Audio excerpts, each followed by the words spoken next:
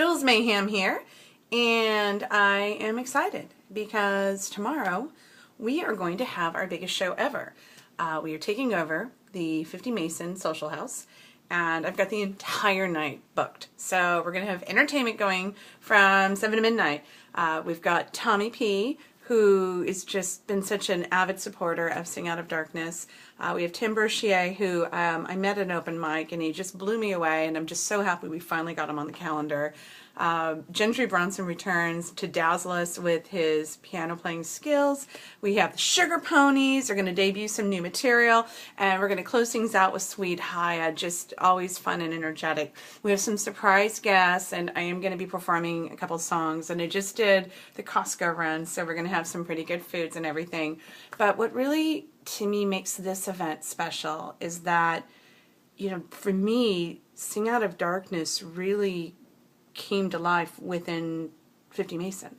I don't think a lot of people realize this, but I had attended, I had attended a suicide prevention benefit concert there. That was just an independent one that was run by Donovan Plant, and he had asked me to come down and, you know, maybe share my experiences.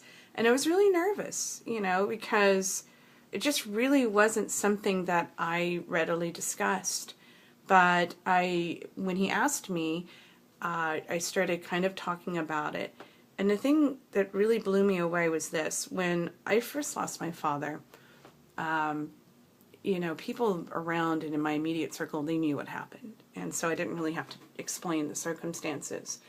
But I remember the first few times that I did try to tell people, and it really shocked me the way that folks had reacted, because, you know, I just assumed that people were going to be sympathetic. But instead, when people were asking me how I lost my father and I explained suicide, this look of shock and horror would flash over their face.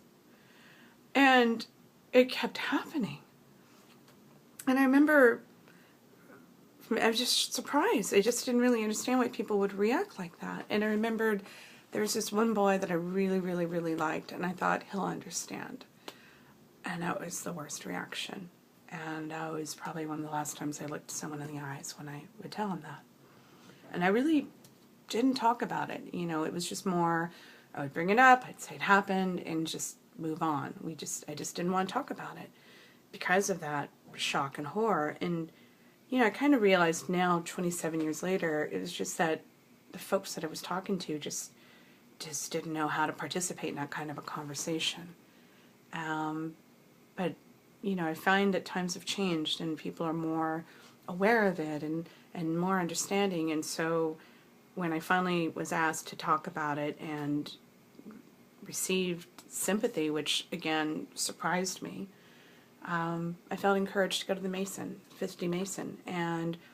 And it was interesting because I kept having these one-on-one conversations. I've known these folks, the music community, for some time, and I was sharing my story, and everyone was being very empathetic and understanding.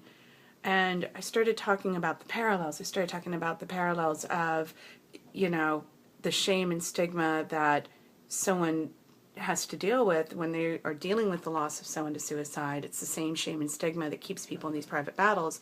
And it was that connection, that constant talking about it, that made me realize that for some reason I still carried that shame. There had no reason to. But I decided I needed to do something about it. And that's how Sing Out of Darkness came to be.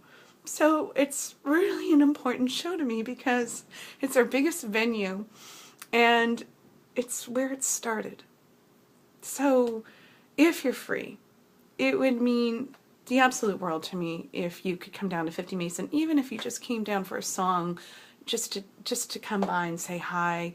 If you haven't had a chance, these concerts are just beautiful, and they're just amazing experiences. And if you've been, you know, we're taking it up a whole new level. It's a whole new ball game. So I really hope that you come down. It's at 50 Mason Social House. It's 50 Mason between Market and Eddy. It's BART friendly. You can take the Powell Street BART, walk there.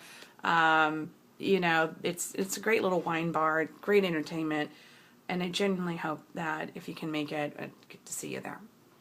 All right. Thanks for listening. And with that, Mayhem out.